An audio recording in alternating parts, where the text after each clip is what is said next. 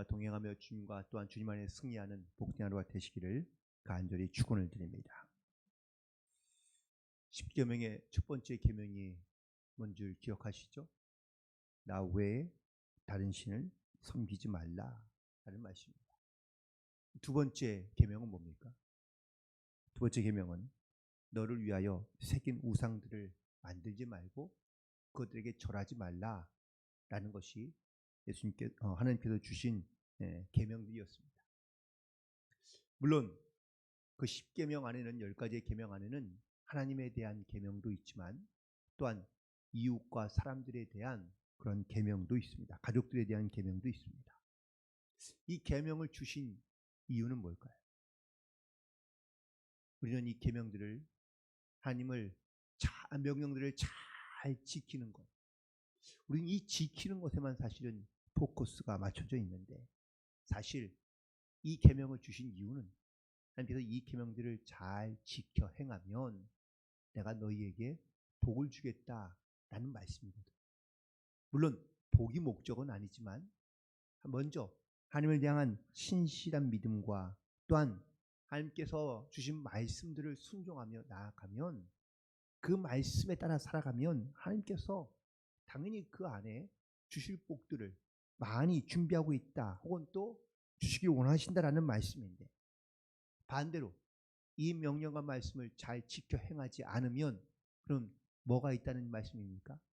복이 아니라 하나님의 진노와 심판이 있다라는 것을 분명하게 말씀하고 있는 겁니다.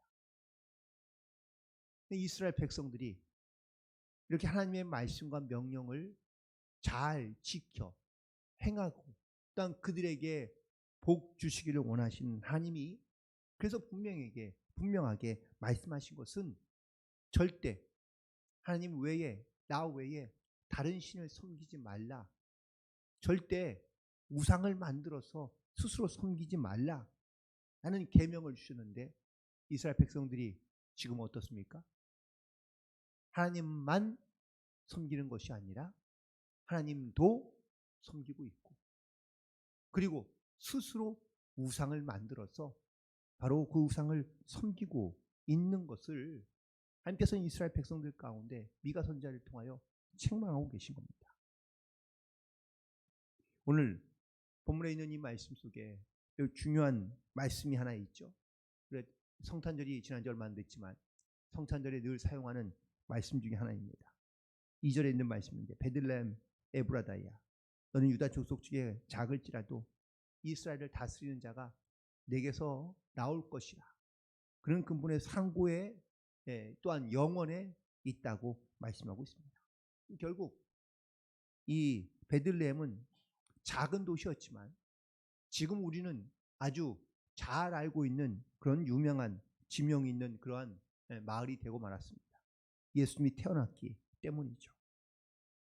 그런데 이 베들레헴이 지극히 작거나 아니면 또한 이 안에 있는 풍족하고 넉넉한 그런 풍요함을 누렸던 작은 마을이 사실 아무것도 내세울 만한 것이 하나도 없는 그런 자그마한 마을이었지만 이곳에 메시아가 태어난다는 이 사실, 메시아가 이 마을 가운데 오신 이유는 이 마을이 좋아서 혹은 이 마을이 조금 더 다른 마을들과 다르기 때문에 그래서 이 베들레헴을 택하신 것이 아닙니다. 분명히 말하지만 이 베들레헴은 작은 마을입니다. 유다 족속 중에서도 작은 마을이라고 말씀하고 있습니다. 이스라엘 백성이 온 민족 가운데 큰 민족, 힘이 있는 민족, 뛰어난 민족이었기 때문에 하나님께서 이스라엘 택하신 것이 아니라 가장 작은 민족, 가장 힘이 없는 민족이었기 때문에 하나님께서 이스라엘을 택하시고 또한 그들에게 하나님께서 복을 주셔서 이스라엘 민족들을 통하여 온 열방과 세계 가운데 하나님의 이름을 선포하게 하고 증거하게 하시기 위하여 택하셨다고 말씀하고 있습니다. 그런데 이스라엘 백성들은 이런 하나님의 택하심과 또한 부르심과 또 하나님이 주신 은혜들을 잊어버리고 따라하지 못하고 또한 그 말씀들을 지켜 행하지 않음으로 말미암아 그들이 하나님의 말씀으로부터 순종하지 않는 삶을 살아가고 있는 겁니다. 이스라엘 백성들이 하나님을 먼저 섬기며 하나님을 의지하고 하나님의 말씀 가운데 순종하며 살아가야 되지만 그들은 결국 하나님을 의지하지 않고 있는 겁니다. 그러면은 여호와를 의지하지 않는 이스라엘 백성들은 과연 뭘 의지하고 있을까요? 오늘 본문에 있는 말씀에 10절 이후에 보면 먼저 10절에 보니까 그들이 지금 의지하고 있는 것은 첫 번째는 내 군마와 그리고 병거들입니다. 이 군마와 병거들이요 사실 이스라엘의 것은 아니고 정확하게 표현하면 애굽에서 가져온 것들입니다. 빌려온 것들입니다. 아수르와 전쟁하기 위해서 애굽으로부터 많은 병사 그리고 군마와 병거들을 수입해 옵니다. 이 많은 군마와 또한 병거들을 보니 이스라엘 백성들의 마음이 어떻겠습니까? 야 그래 저것만 있으면 우리가 전쟁에서 이길 수 있겠다. 우리가 저것만 있으면 저 아수르 군대와 싸워서 우리가 이길 수 있지 않을까. 그래서 그들 마음 가운데 이 병거와 그리고 군마들을 의지하는 마음을 생기게 되었다는 것입니다. 그러나 전쟁에서 그들은 이 병거와 군마 때문에 승리한 것이 아니라 패하고 맙니다. 왜요? 하나님을 의지하는 것이 아니라 이 병거와 군마들을 의지하며 또한 그 의지했던 것들에 의해서 그들이 애굽이 자기들을 구원해 줄 줄 알았지만 결국 애굽도 망하게 되는 것을 보게 됩니다. 우리가 내 삶에서 사실 우리가 의지하고 싶은 것들이 많이 있습니다. 특별히 내가 하나님만 의지하며 살아가야 되는데 하나님보다 우리에게 의지하는 것들이 생기면 그것이 뭐 물질이든 아니면 사람이든 결국 그것으로 인하여 우리가 그 문제를 해결하거나 내가 더 잘 되는 것이 아니라 오히려 그 물질이나 사람 때문에 우리가 더 고난과 고통을 당하는 경우가 많이 있는 것을 보게 됩니다. 혹시 하나님보다 물질을 더 의지하고 계십니까? 아니면 하나님보다 사람을 더 의지하고 계십니까? 우리는 하나님보다 더 의지하고 있는 것들을 반드시 제거하고 이것이 얼마나 허무하고 헛된 것인지를 반드시 깨닫고 그리고 하나님만 바라보며 하나님만 의지하며 나아갈 수 있는 그런 우리 모두가 되기를 간절히 축원을 드립니다. 이스라엘 백성들은 하나님보다 눈앞에 있는 말과 병거를 더 의지하다가 결국은 그들은 이 전쟁에서 혹은 또 의지했던 것들을 다 잃어버리고 마는 그런 하나님의 책망하심을 깨닫게 됩니다. 또한 11절에 있는 말씀에 보니까 그들은 견고한 성읍을 의지했던 것을 보게 됩니다. 예루살렘 성이요 아주 견고한 성이었습니다. 그래서 어떤 일이 있어도 또한 하나님의 법궤가 있는 예루살렘 성은 절대로 무너지지 않을 거라고 그들은 믿었던 겁니다.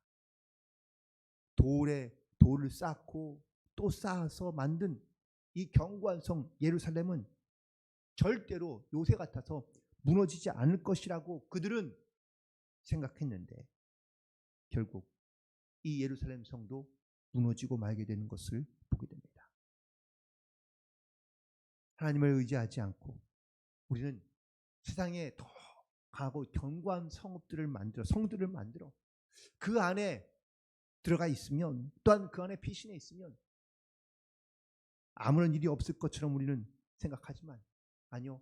하나님만이 우리의 피난처가 되시고 그리고 하나님만이 우리를 보호하시는 그러한 견고한 성읍이 되는 줄 믿습니다. 주님만이 나의 요새이시고 산성이시라고 고백했던 이 시편 기자의 고백이 그가 어딜 간들 어디로 피해인들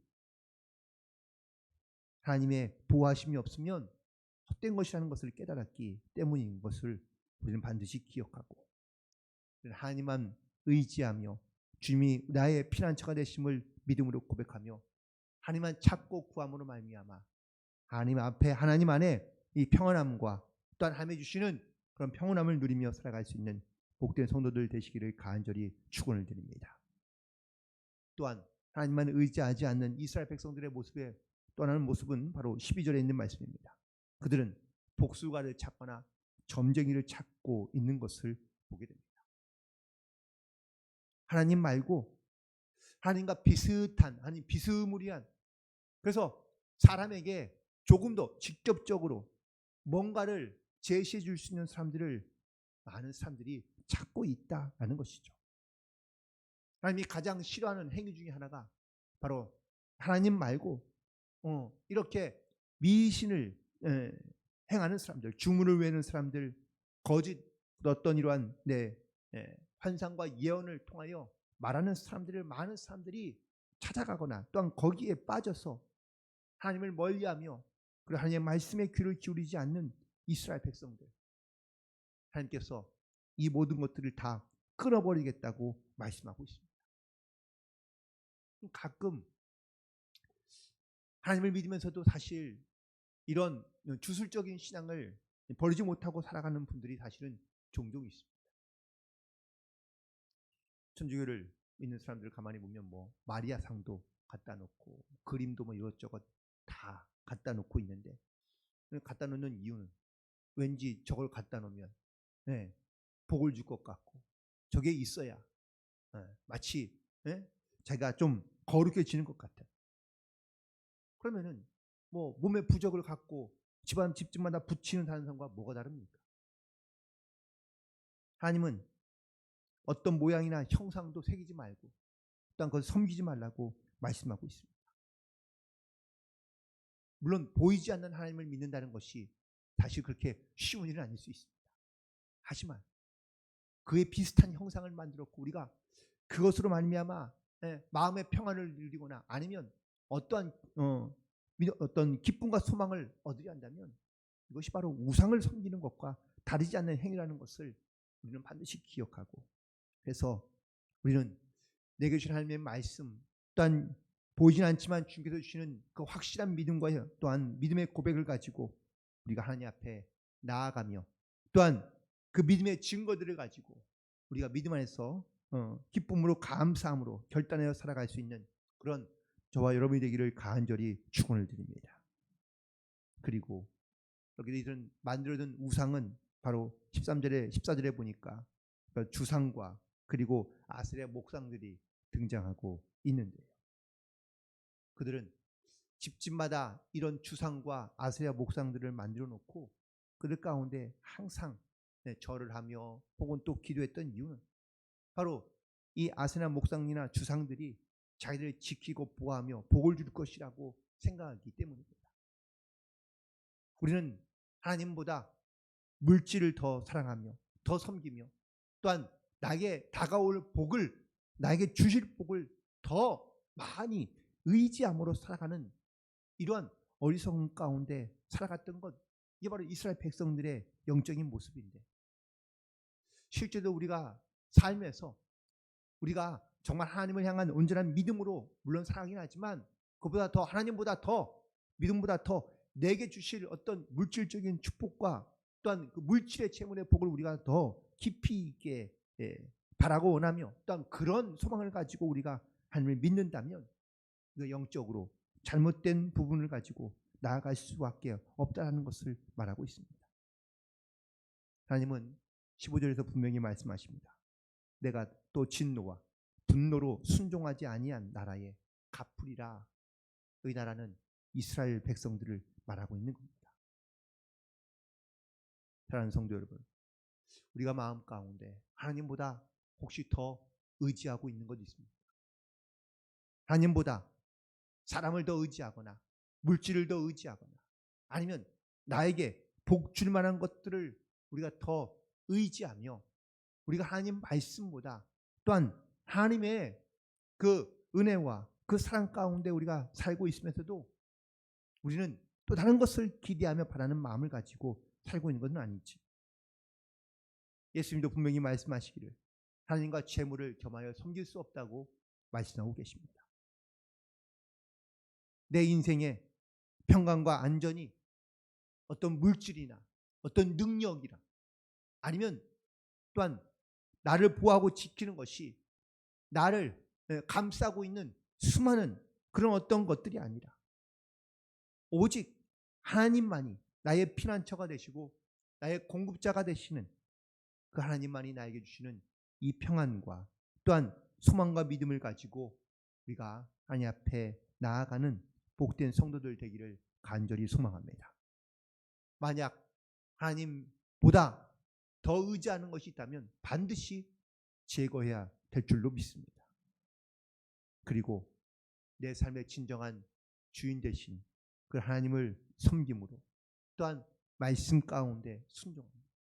내가 하나님 외에는 다른 것을 섬기지 아니하겠다라고 결단하며 선포하며 나아갔던 이 여호수아의 고백처럼 우리의 믿음의 고백 가운데 오직 예수님만 하나님만 섬기로 결단하고 그리고 주께서 주신 그 은혜와 평강을 누리며 오늘도 주님 안에 승리하며 살아갈 수 있는 복된 성도들이 되시기를 주님의 이름으로 간절히 축원을 드립니다.